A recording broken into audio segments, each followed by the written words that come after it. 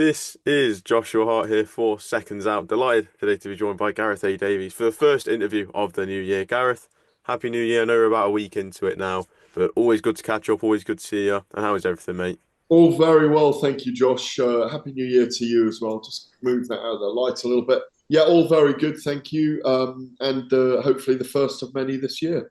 Now that we're a regular little show. Absolutely, absolutely. The first of many. We'll dive straight into things. I know we are now a week into the new year, so instead of asking about last year, I want to go straight in and talk about the future. And the one fight that we have just had, we saw yesterday at lunchtime for the UK fans, a brilliant treat, and we were treated to a brilliant fight by Jai Opetaia and David Nyika. What did you make of the fight, first of all, between the two? Well, it was a raw, rough 5 rounds. I watched it in my car. I was sitting outside a gym waiting to speak to Moses Atama down in Bromley, and I watched it in my car. Obviously, it was on my phone. It was 5 rounds of rambunctious action. I thought Nyika threw all caution to the wind, which is why he caught Jai Opetaia. Maybe more, you could be critical of Jai being caught quite a lot, but he was like a blunderbuss in there. He hammered the battery and the life out of Nyika. And obviously, we know they'd sparred quite a lot, so they had history there, and there was almost no boxing in the event. It was just a full-on scrap and very thrilling, of course, and probably played into Opetaia's hands in lots of ways. Played into his power punching, and Nyika, he started off orthodox. He jumped into southpaw to try and make inroads into Opetaia, which he did for a little bit. He stopped and halted the progress of Opetaia at times, but I think that's probably a dangerous way to fight Opetaia. So even though it was incredibly entertaining, two guys were incredible with each other afterwards as well, very respectful. And it was good to see them, breaking bread together afterwards after the event. But Opetaia is a very dangerous character. And I was sitting with him over the at a table over the Ring magazine launch in Riyadh with him and his father. They were sparring out there and training ready for this. And he's a really spiteful character, not as a person, as a man, but as a boxer. And it was a fantastic start a week into the year for Terramona, for Justice Hooney, who they virtually called out Moses Atama as well, didn't they, on the day? And also for Jai Opetaia, and also for Australian boxing, because they need a good shot in the arm. And this was really good for them. And you could see some big events there this year. You could see Jai Opetaia and Oleksandr Usyk happening in Australia in a big stadium. There's a big following now for both. But I thought Opetaia was very impressive. I just think he's going to be like that in every fight. I think he's going to go out there and deliver.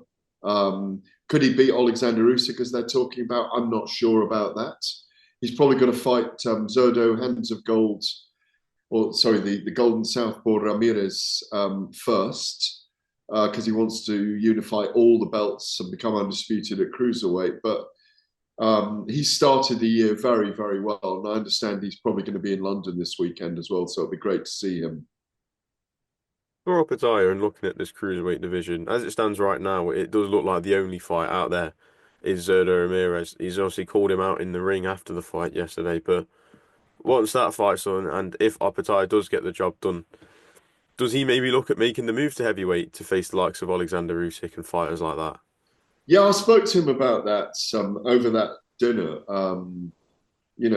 They don't give a lot away, but it's very obvious that the big money for him, he's risen now. He's come out of himself. He's talking more. He's a personality in the sport. He's developing that as this kind of hard nosed, pure fighter who wants to fucking fight, and he's got that about him, and he's charming. He's very charming. It's quite simple, his shtick, and he's a pleasure to be around, and he's great to have in the sport.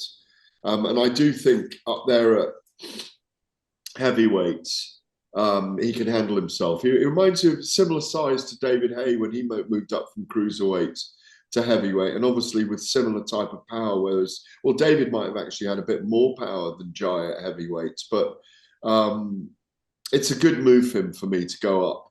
There's so many good fights for him. And you can see the sanctioning bodies giving him an opportunity very quickly at heavyweight. I could see him having one fight at heavyweight and then fighting for a world title. If he's undisputed cruiserweight champion, he's got to beat Ramirez first. I think he does beat him, but I think there were signs in that fight yesterday that Ramirez might take a few pluses from, in that, even again, Jai looks like he's got a great chin as well. He was caught by some big punches by Nyika yesterday as well, if you saw. But he kind of rode through them. Absolutely. Moving away from that, I think we've covered all bases that need to be covered there. I want to say just before New Year's, you did an interview with IFL where Big John appeared on as well, and it's fair to say had a bit of a problem with some things that may have been said on the TalkSport broadcast. What was your reaction to what Big John had to say to you when he joined you on the call?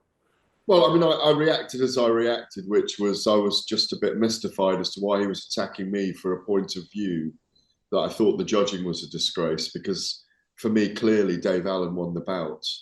And that's all I was saying. I didn't say anything to denigrate his son. So I was a bit surprised at the attack. I thought it was a bit misinformed and misjudged. But on the other side, I understood that he was emotionally talking about his son who'd just been through a 10-round war again on the night, and a very grueling war. And so I do understand that father's viewpoint, but looking back over it, I don't understand the veracity in attacking me. He could have had a debate with me and said, I didn't agree with your opinion over that Dave Allen clearly won the fight and the judging was a disgrace. He could have just said, I think it was a very close fight, and I think, my son showed his resilience and he came through, which he did, which I said as well. He stayed in the fight and he got the result. I didn't think it was the right result from the judges.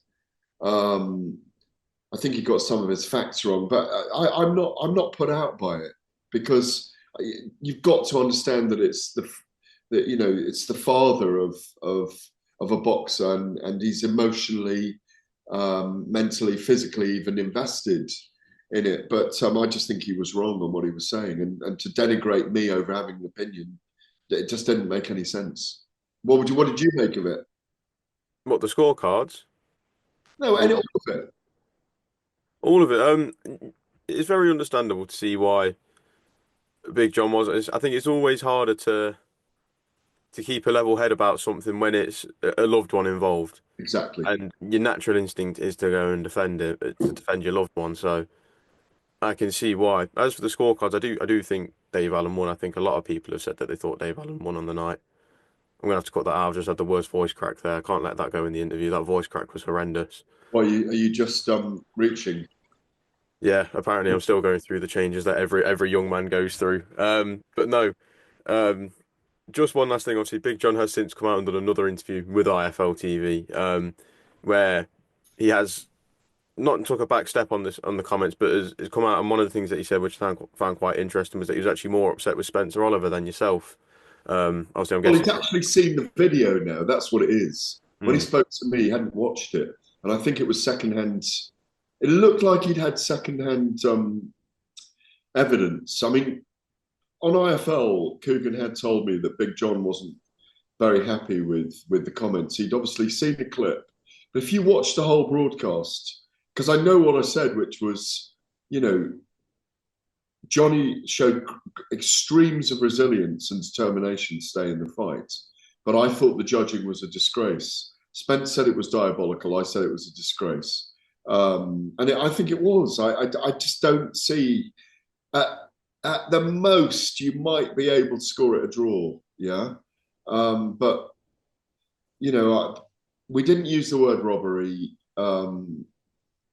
Look, John's got a social media, a big social media following, so you know he's got a lot of resonance in that sense. Um, I did see that an extra. Look, what happens is these things occur, and then you know you're probably the fifth person that's interviewed me about this. Hmm. Everybody wants a view on it because it went viral. It was a moment when John had an attack on me, and I said, "Go and have your dinner." John, go and have your dinner. And to be fair to John, in that other interview that you're talking about, he did acknowledge that it was a funny put down, not a put down line, but it was a funny response. Rather than I wasn't annoyed with John at all. Like we both said, I completely got his emotional response to not agreeing. I'd much rather have had a debate, but it is what it is. That's life, and you know Big John's great for the sport, as is Johnny Fisher, obviously. And you know, I don't hold grudges against people, and there's no grudge there over what John was saying. I just didn't agree with him, and I'm just going to stay steadfast. If I thought I was wrong, I would have said so, but I don't think I was wrong. But I think what John said was he was disappointed in Spencer as well because Spencer's a boxer and he should know better. That's for Spencer to debate with him, but Spencer feels the same. I think I've done a couple of shows with Spencer since that incident, if you like, if you can call it an incident, with John and myself on IFL. And Spencer's the same. He's going to stay, you know, steadfast to what his opinion was at the time that we thought Dave Allen won the fight. Absolutely. Just moving away from that and looking back at what has always been the big talking point in the unfolding of Usyk Fury 2, and that is the future for Tyson Fury and looking at this Anthony Joshua fight in more detail. Last time we spoke, obviously, I remember you saying that you maybe want to see AJ have a quick rebuild fight beforehand. Um, Obviously, we put that clip out on the social media pages to a lot of people disagreeing and saying there's no more time to wait, and we've been waiting for ages. What did you make of obviously seeing so many people disagree with what you're saying, and the majority obviously want to see this fight just happen next now. I think we're at that point where we're fed up of waiting for it to happen. Yeah, I mean, listen, I didn't read the comments, but I'm just going to try and get out of the sun here. Hang on. Oh, there we are. That's a little bit better. Is that better? Perfect. Um, the Look, I don't or didn't read the comments on what people were saying. Mm, Um, it was just my opinion at the time. I always just give my opinion in the moment. Um, but in retrospect, if they fight each other next, then I'm good with that. mm. And you know, we're what are we? We're is it the 9th today? Yes. So it's 3 weeks Saturday since Fury and Usyk fought. It's not that long for Fury to make a big decision. Yeah. I'd expect it to be made. If these two guys are going to fight in this fight needs to be made for June, July, or August, in my view. So Joshua won't have been out for longer than 11 months. That's probably the limit. Um, he's made it clear that he wants to fight Tyson Fury and Daniel Dubois this year. That makes sense for him, but I think it's Fury first rather than Dubois first because if the same happens again against Dubois, you know, Dubois arguably will, if he wins against Parker, will probably want to try and fight Usyk for all the belts. You'd imagine. Again, that's a great rematch. So it's down to Tyson Fury's come out of his man cave and say, I do definitely want this fight. He hasn't really said anything since. I don't recall a single comment from him so far. And then he'll suddenly appear on social media. Frank Warren has said he's not going to put any pressure on Tyson. Um, Spencer Brown, I haven't heard back from over this. I've just wished him a happy new year. I haven't pushed him on it. I think this weekend, all those figures may be there. Tyson Fury may even be at the Ring Magazine dinner this weekend. Spencer Brown, all these characters. Um, I think it's going to be a big affair on Saturday night in London. So we may get something emerge from that, but it's going to come down to Tyson Fury coming out and saying, "Yeah, I want this fight. Let's get it made." I do think it should probably happen next. I think it should probably be Wembley Stadium. It wouldn't surprise me, Josh, if it was a two-fight deal based on what happens on the first fight. They both got an option on the second because if it's a fantastic, thrilling 12-round fight that's controversial and both men are down or this, that, and the other, it's worth having a second fight. It's the championship of each other. It's British bragging rights. For me, it's got to be at Wembley, the first one. And even though people are saying, "Oh, what's the point of this fight now?" You get that view on the margins, don't you? I still think it's going to sell out, and people will want to see it. It's a fight we've needed for, well, they've been on their same trajectory for a decade, and it's a fight we wanted to see for at least 4 years, 5 years.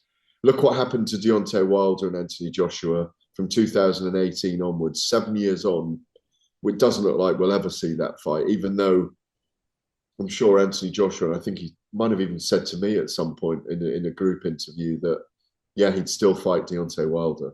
And I see Wilder's fight with Shaw's just fallen through, even though that was touted. And Shaw said, no, no, no, we haven't really done the deal, one of his sparring partners. It's got to happen this year. It might be the last year in the sport for both men as well. You never know. They might have had enough at the end of this year if they both fight each other once or even twice.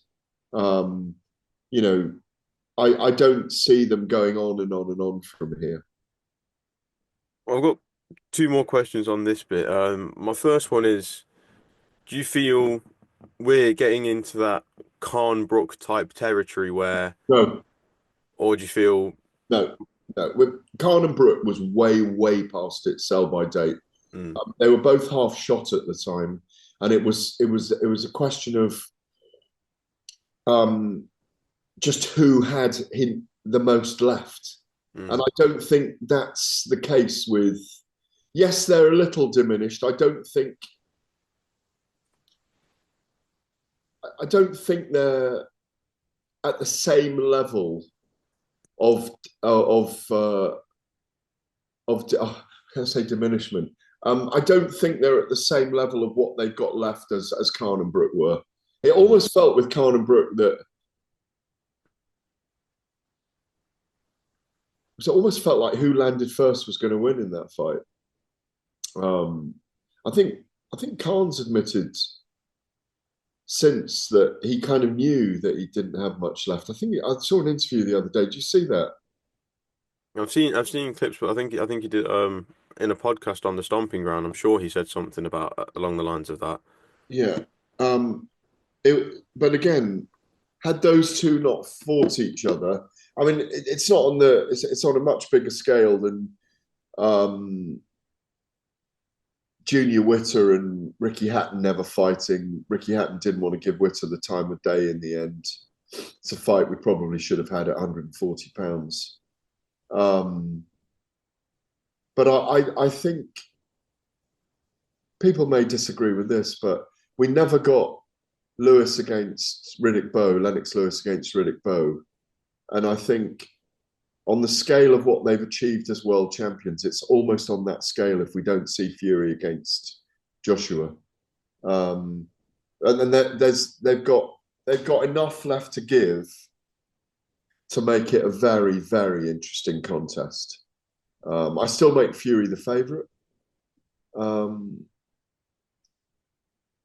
yeah, you haven't asked me, but I thought Usyk was magnificent against him in the second fight in a much more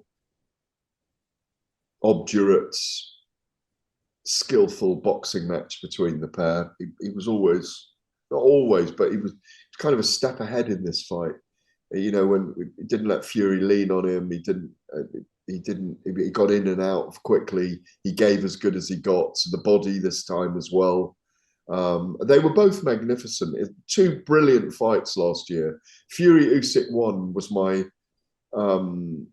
without looking back too much, was my second best fight of the year. I went for Better Be Evan Bivol, just on a personal level, I enjoyed it so much. Um, but I think there's a lot of fascination for what Joshua can do against Fury. Fury again has got to frustrate him, use his jab, move around, and do what we've always thought he would have to do against Joshua, which is to frustrate Joshua and take him into rounds 5 and 6 and hit him with a long right hand and just avoid those big power punches that Anthony's going to throw. So, yeah, I really hope if we get that this year here, and if we get Conor Benn and Chris Eubank, which may have been one of the questions, I don't know, but if we get those 2 fights here, and it looks like Ben Shalom's urging Eddie Hearn and Conor Benn to accept the terms this week to get that on. We've got some massive fights here this year. We've already got a great start. I mean, I'm even looking forward to the Albert Hall, March the 8th, Lauren Price and Tasha Jonas, which I think is a women's super fight for British boxing. You take those 3 fights this year, all British fighters.